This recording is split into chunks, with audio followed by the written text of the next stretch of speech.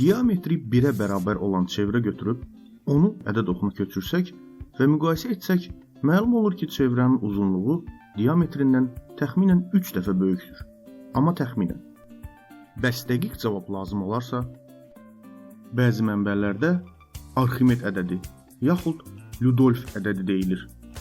Amma orta məktəb dərsliklərindən biz bunu pi ədədi deyə tanıyırıq.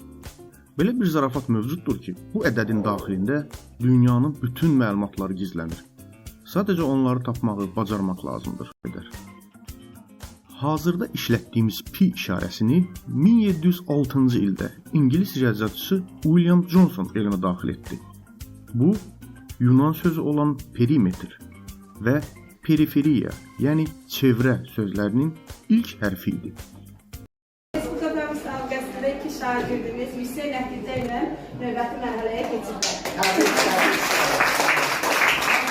Həm şagird üçün, həm ailə üzvləri üçün, həm sinif üçün, həm dinlərdə məktəb üçün çox böyük bir uğurdur. Məqsədimlə davamlı uğurlar arzulayıram. Bu uğuru hər birinizə arzulayıram.